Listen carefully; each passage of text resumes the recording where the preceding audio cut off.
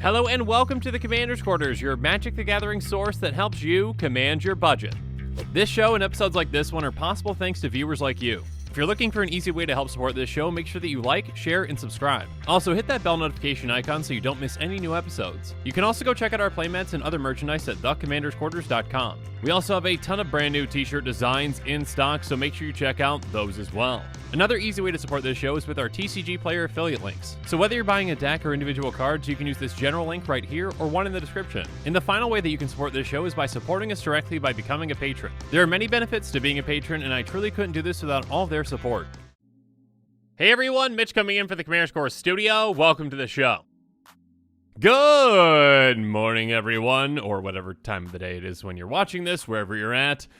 Yet another potential spoiler has come out, and yeah, it seems like the Kamigawa Neon Dynasty pre-spoiler season potential spoilers just never stop coming. So this is kind of like the longest spoiler season of all time in a way. And oh boy, do we have another spoiler with Risona Asari Commander, and on this episode, I am most definitely asking for multiple reasons.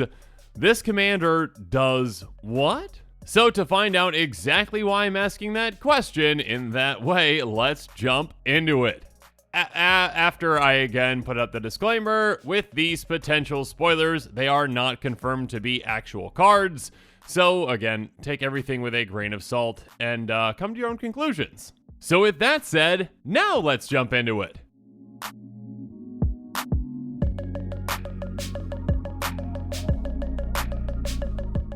So the picture for the potential spoiler today, I cannot make this up. It looks like this.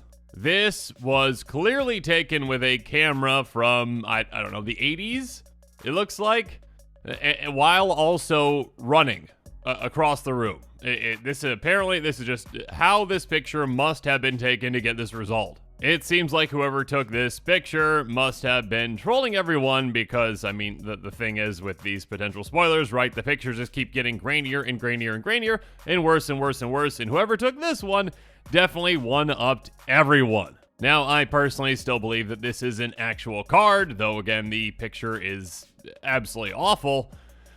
And actually, let's take a look back really quick. We didn't really know how well we had it with the other pictures. I mean, the first picture we saw was this one, which I originally thought was very suspect, but now I definitely think is an actual card. And though this one is, somewhat grainy, you can read the entire thing pretty easily. And then we moved on to this, amazing photo in comparison to all the other ones.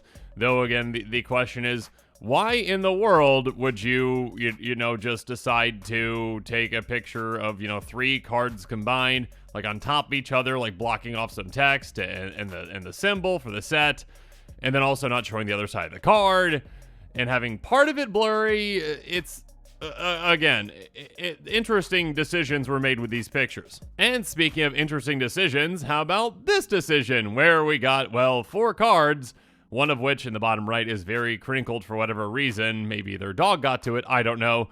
But then also, here's a picture of a phone as well, just to show the time and date and that kind of stuff. And this person was very kind to show us the other side of the cards again, because the Kami War is a, front and back card. But also, if you look at the time, it's the exact same. So this person was very quick in taking both photos. And again, both photos turned out, to be pretty, high quality, especially in comparison to other ones. Like, the next spoiler we got with the Ganjo Seat of the Empire, which, again, you can still read the entire thing. It's just, for whatever reason, it's really dimly lit. And then a Ganjo Uprising with a different kind of way of going about taking a picture, actually holding it in, your hand. And maybe this was just to get, an angle that had, a good amount of, the foiling showing off if there isn't foiling on it. But yeah, just a different, decision when it comes to taking a photo with your hand. And then we're back, to, grainy and very dark again with Light Paws Emperor's Voice. Again, you can make out the text on this card. It's kind of hard to do so, but it is possible. And then that was followed up, by a not grainy photo, one that was very, easy to read. This might actually be the best photo out of all of them so far, showing off the singular card in its entirety and, being a pretty high quality picture. The next one, the quality goes down just a little bit. You know, it's a little grainier.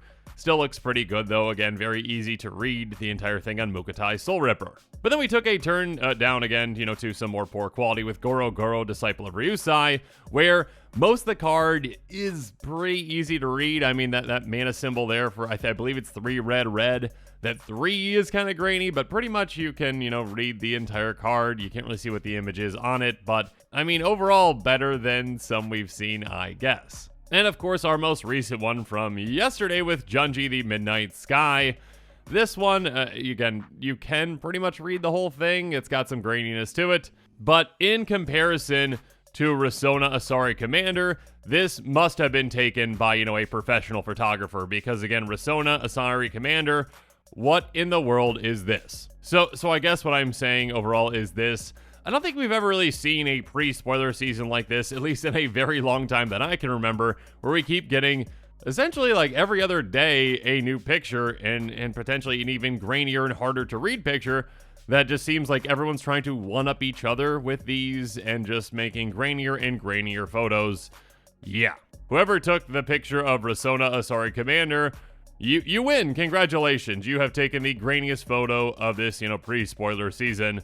And congratulations. Now, everyone else from here on out, if you're going to take a picture, remember, the competition is over at this point. You know, lighting and focus are very important when it comes to actually taking a photo. Now, you might not think that there's any way that we could tell what exactly this commander does, and that's kind of why I titled the episode the way I did.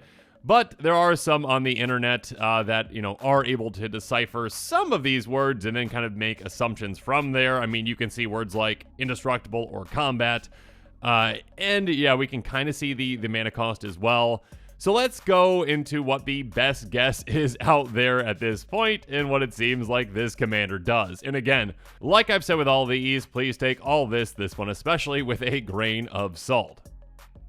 So, Risona Asari Commander, to the best knowledge of the internet, this is what has been deciphered. It is a, well, I guess we don't know what the power is. It's a question mark 3, apparently. It might be a samurai that has haste. Haste seems to be what that first word was. And its cost is 1 red, white. And again, really quick, I should mention that obviously this is a custom card. Thank you to MTG.design for existing, because you're a fantastic site and I very much enjoy using you when I need to make custom cards. Regardless, Risona then apparently has, whenever it deals combo damage to a player, if it doesn't have an indestructible counter on it, put an indestructible counter on it. So essentially this, again, question mark 3 with haste, doesn't have indestructible inherently, but if you were able to deal combo damage to a player, which you probably can get this through on at least one opponent if you can get it down on turn 3 and they don't have any blockers up, then you're going to get an indestructible counter on it. Now, it also apparently says whenever combat damage is dealt to you, remove an indestructible counter from it. And actually, I just realized that I misspelled Risona's name, but let's just pretend I didn't, okay? Again, from what I could tell, overall, the internet at large overall does not seem to be sure exactly what the text on this commander is, but this is the closest thing that we've been able to come up with where many people agree that, yeah, these words and this phrasing seems to be in there overall from what you could tell from that grainy photo. Again, some words are definitely decipherable and you can make, you know, some assumptions in between.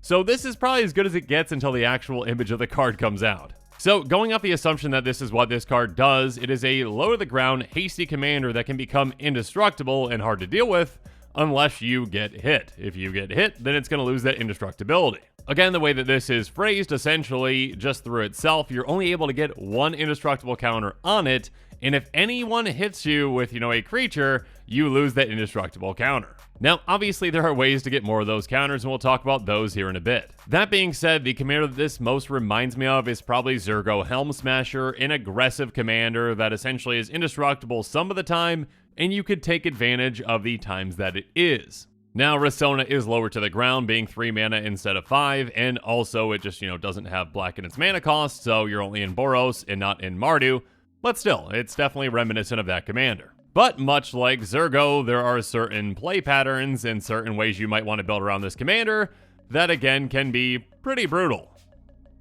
A commander like this can definitely lean heavily into Wraths, and I'm talking about running a ton of Wraths, so, included in those would be like Wrath of God, Doomscar, Vanquish the Horde, etc, etc, etc. Wrath of God is the namesake card for Wraths. It destroys all creatures and they can't be regenerated. It's basically just, a Wrath that costs 4 mana. That's where, the term came from. Now, of course, we do have Wraths that act in different ways and can actually end up costing even less when you cast them, like Doomscar, which you can foretell and cast for 1 white, and it's going to destroy all creatures. So I guess overall it, costs more, you have to pay the 2 first to foretell it, so it's 5 mana in total, but still, when you do cast it, it's just 3. And speaking of a cheap Wrath, how about Vanquish the Horde? A sorcery that costs 6 white, but it's going to cost 1 less to cast for each creature on the battlefield, and it says destroy all creatures. So essentially, the vast majority of time in Commander, again being a 4-player game, they're going to have, at least 6 creatures in play overall, so you're just going to wipe the board for 2 mana.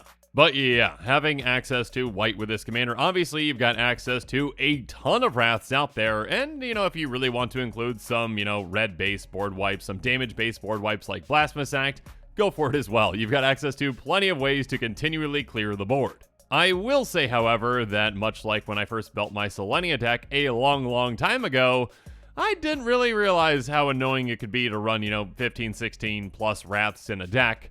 And many other players might not enjoy that if you keep clearing the board, even if it is the optimal play for you. And yeah, again, with a commander like Risona, the optimal play probably is to run a ton of Wraths because, again, first up, with Risona being able to become indestructible, obviously Risona can survive the Wrath, but your opponent's creatures probably won't. And also, again, by wrathing the board, you are protecting yourself and also keeping that indestructibility counter on Risona, unless your opponent has a hasty creature or whatever that can get through on you. And of course, like Zergo Helm Smasher, there's a certain card that I need to bring up. And that would be a massive Wrath that comes on an equipment with World Slayer. It's an equipment that costs 5 and it costs 5 to equip, and it says, whenever equipped creature deals combat damage to a player, destroy all permanents other than World Slayer. So yeah, that includes lands, and essentially all you need to do is get World Slayer on an indestructible commander, like Risona when it is indestructible, swing, hit a player. Everything else goes away, except for, again, your commander and World Slayer, and your opponents are just pretty much done. Or at least I should say they're done after you hit them probably quite a few times. Again, we don't know what Risona's power is, but my guess is it's probably like 3, so yeah, that'd be like 7 times per player. Though, again, in this kind of a, Voltron style, maybe Wrath the Board deck, you probably have a good amount of other equipment out there, or other ways to pump your commander. Though, again, with World Slayer, that's just going to keep removing them. But yeah. In this kind of a deck, you probably have ways to try to pump your commander. Now, like I mentioned before, you're also probably going to have ways to try to get more of those counters on your commander with things like Contagion Class, Sword of Truth and Justice, and Karn's Bastion, which deal with proliferating. Contagion Class has, when it enters the battlefield, put a -1/-1 counter on target creature, and by paying 4 and tapping it, you proliferate. And again, proliferating means that you choose any number of permanents and or players with counters on them, then give each another kind of counter already there. And then Sword of Truth and Justice is a pretty expensive sword. I mean, there are more expensive swords out there, but it's going to give +2/+2 protection from white and blue. And it says whenever equipped creature deals damage to a player, put a +1 counter on a creature you control, then proliferate. So obviously this would be a way to help your commander get through, to protect it, and to grow it throughout the game, and to keep getting more and more indestructible counters on it. And of course, even a land like Karn's Bastion can help, taps for a colorless, or you can pay 4 and tap to proliferate. Again, getting more and more indestructible counters on your commander is not a guarantee that you're going to keep counters on it, because again, if your opponents hit you with multiple creatures, you're going to be losing more and more of those counters. That being said, you're probably also going to want ways like maybe a Rogue's Passage to get your commander through, to also guarantee that you can get more indestructibility counters on it, to then again be able to wrath the board again. That being said, you can also find other ways to protect yourself, outside of wrathing the board over and over again with cards like Ghostly Prison, Norn's Annex, and Disrupt Decorum. Ghostly Prison says, creatures can't attack you unless their controller pays 2 for each creature they control that's attacking you. Norn's Annex is very similar, but it says, creatures can't attack you or a planeswalker you control unless their controller pays Phyrexian white for each of those creatures, so again, that can be paid with either white or 2 life. And then Disrupt Decorum says, go to all creatures you don't control, so until your next turn, those creatures have to attack each combat, and they can't attack you. Basically, again, whether you're saying, hey, don't swing at me or you have to pay, or hey, you have to swing it somewhere else, that's another way to protect yourself and to make sure that you're not getting any combat damage so that your commander can keep its indestructibility counter. Regardless, at the end of the day, I mean, again, we don't even know if this is actually what this commander does, to be sure. It does seem like, a lot of those words line up, and again, there's some assumptions that can be made in between. But yeah, just looking at Risona Asari Commander, the end result of what this actual commander might be very different from what we are seeing here. That being said, again, thank you for sticking with me through this, and I would love to hear from you what your thoughts are on this potential card. And again, just, an announcement to everyone out there who's taking these kinds of photos. The competition for, the most grainy photo is over. And whoever took this one wins. So from now on out, everyone, if you're taking a photo, remember lighting and focus are important factors when it comes to taking a photo. Oh, and also not using a camera from the 80s. Overall, though, I probably shouldn't be complaining. And yeah, make sure you stay tuned to this channel for more potential spoilers that are hopefully a slightly better quality of photos. And actually, once spoiler season does start, which I believe is January 27th, we will see if these are actual cards and what Risona actually does. So make sure you stay tuned to this channel for that. And with that, this show is coming to a close, so it's my turn to hear from you. So in the comments below, let me know what your thoughts on this episode are, and as always, thanks again and have a good one.